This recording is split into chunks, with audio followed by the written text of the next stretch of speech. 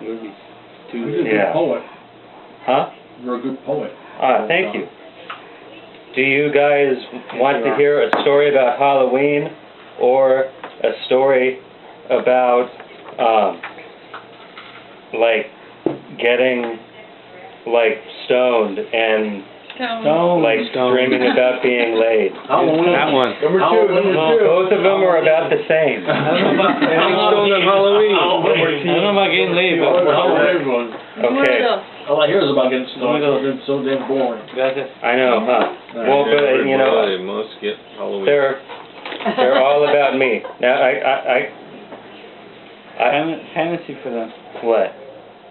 Read a line from one and read a line from the other. Yeah, switch pages back and forth. Yeah, here, pass out this one. Okay. Or does it? No, these are different stories. Here, maybe I should just, they're short, I'll get through. Wow, quick. man, there's like a little Scott Here. over there. Crazy. Am I in there? Yeah. No, you're not there at all. Yeah, pass out You're those not there at all. religious stories. There's some Chinese-looking dude. You know, Pick one of each from Henry. each staff. Chinaman. Southern Chinaman. Southern Chinaman. Yeah. What is You're it? not there at all. I do Is this declare something that, to help oh you, boy. sir? This is it. I said. You're talking Nebraska. Okay. Need one? Right, Yes. There's even more. Always. More. Yeah, I passed out 2 of them because what the fuck, I just might as well. Might as well. The crime without the That's what I say all the time. Thank you, sweetheart. Go for it. Okay.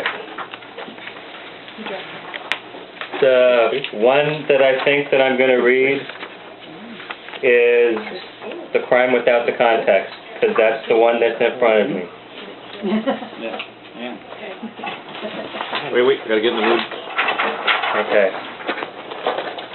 Oh, where does that go? Nice. Sweet. Oh, sweet. Do you have like a psychedelic toy to watch? Bitchin'. I like this. Okay. You know what the thing I think it is? It's that I do something totally and completely different. I do a very specific thing. I throw a 100-mile-an-hour fastball at every single person I know. A surgical fastball that hogs breathing bandwidth and coils into everyone like an old red telephone cord. A fastball somersaulting by like the brand of the dead. And few people know what the fastball is for. Sometimes it hits, and I never see that person again. They think I am attacking them. This is so far from the truth that it shivers. But once in a blue dark while, someone hits it. They had the right piece of lumber and happened to be in the box at perfect order. And they hit it back, straight back, the same coiled way it came. And both of us let the wind run out of our mouths. Both of us are scared. And there is nothing for us to do but touch each other, or shake hands, or kiss, collapsing together. Seeing the real person as the heart, whatever that means. And that's what I'm thinking when I cross the street, the blonde at my paces. She wants to come out with me to smoke a joint. The bar is crowded up with patrons and bands in between sets. My ex-bandmate's band has just got off stage. My wife and I are crammed up against the blonde grain of the bar with the whorls and gnarls of the swamp ash PV bass my uncle gave me in the 80s. Back when I didn't play the bass. The one that I got rid of then and now want more than any other musical instrument imaginable.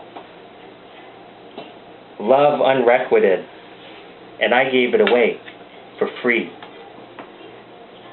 I don't remember to who.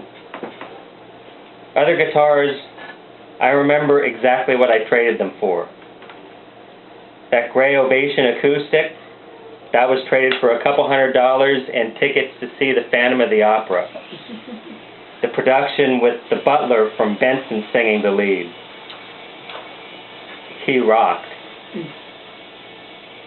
My old Washburn Jazz box was sold to pay to get my green Camry out of hock, that time that I parked wrong on Gladstone Street in Azusa, waiting for someone to bring me something. Probably dope.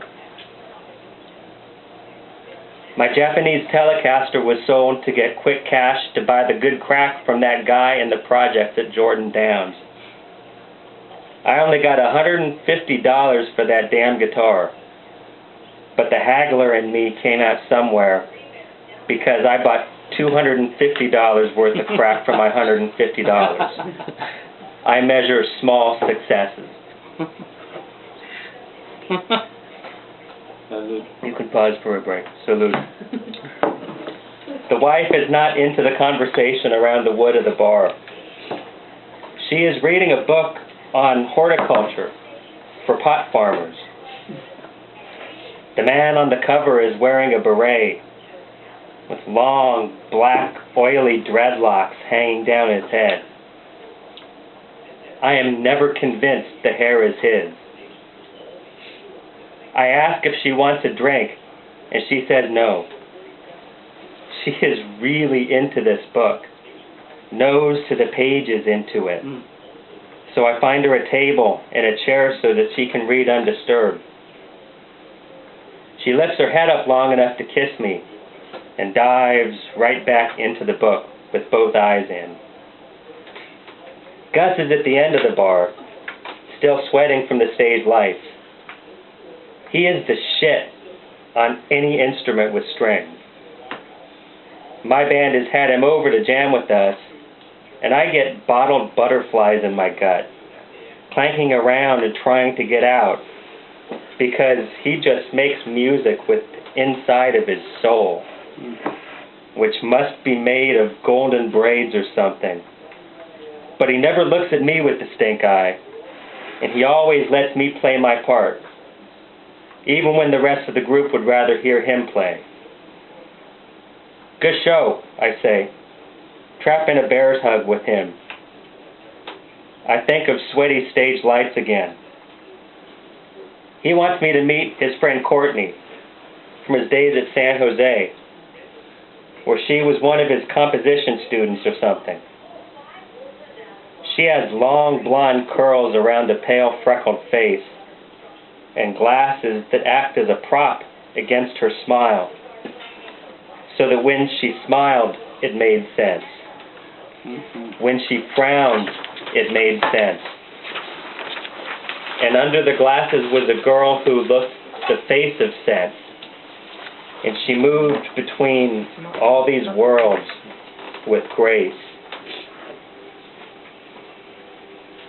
Gus pointed in my direction and said, Scott here is a musician too. We go way back. I shook her hand. Pleased to meet you. She smiles. Now how do you know Gus? If she gets to hear the story of how my ex-wife's friends invite me to join their band, and I showed up on the day of my audition to find out that they were all assholes except for Gus, who silently handed me his sneak-a-tote and insisted that we make music together. It's a long, vertiginous story, complete with sex and drugs of its own renown, but I only got out a third of it. I admit it. Sometimes I even bore myself.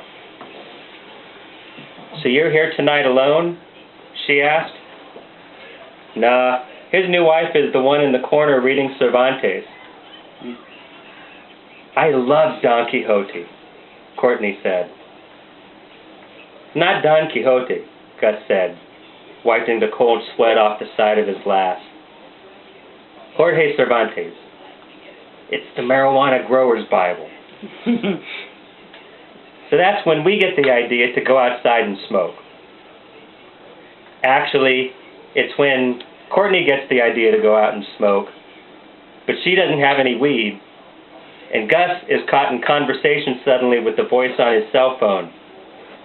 So I volunteer the joints, rolled of my own Skywalker in my gnome tin, and I kiss my wife on the cheek on the way out the door. Once Courtney and I are outside, Lake Avenue is in front of us, like a cold foothill breeze. We walk to the edge of the curb. We were talking about something, but I don't remember clearly, between the fact of commotion behind us. A man with a grizzled chin and a bald head thumbing at me. "You're a lucky fuck, young man. A lucky fuck." The light changed, and he left the curb, walking diagonally across the intersection, saying fuck all to laws, conventions, and wit, and only saying out loud, "You remember that." I thought of walking us out to my van, thinking we could go hide out in there from the hard-ass Altadena cops. But the keys were back in the bar, and I was with the beautiful girl. Beautiful blonde girl who kept talking about family and nutrition and parents, and did I have kids? And it was great that I did. And did I want more? And this was all dizzying and complex and marvelous. My edgewise thought was to sit on the curb across the street to smoke, but I noticed her smooth tan slacks, the cuffs pressed at the end, and her brown pointed-toe boots, and I decided right there that I wanted to know what her ankles looked like, what her attitudes on religion were, and why she said she didn't feel at home with her family. She looked the picture of good behavior with her San Jose degree and teaching posts at 2 community colleges and mentorships and all the money that went into those slacks. Must have been a fortune. We passed the joint between the two of us, and the conversation became fractures of fractures after that. I lost myself in the corners of her lips. I sunned myself in the light of her imagined legs and ankles. And I dreamed a house I could lay her down in, right along the road from here. To roll up her pant leg, to see a hair or two more of her bright, bright skin. Skin that blushed at first and last and all opportunities, daring me to make moves on it. And make moves on it I did, proudly, all in my head, mindful of the fact that I could totally have had her if only I'd brought my car keys out. And then instantly chastising myself for being presumptuous on any sort of grounds with her.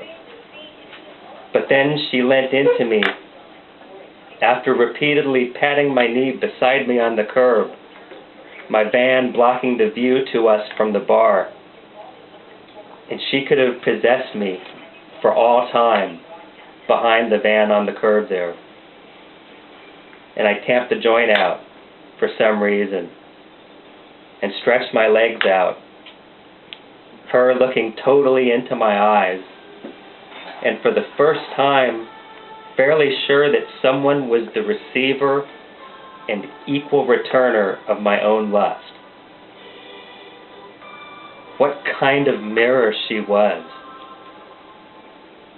Such a proud reflection ought to be surrounded by beauty all the time. In the back of my head, I know I am not entirely worthy. The fog began slowly, but I like to think I would have got up of my own volition. "I'm sorry," she said. I'm sorry about all of the emotional vomit you just had to hear. Vomit? I am fairly sure we hugged. Or something like that. Time passes in memories and disappears with our secrets and knowledge. Thank you for your ear, I say. Thanks for yours, she said, I think.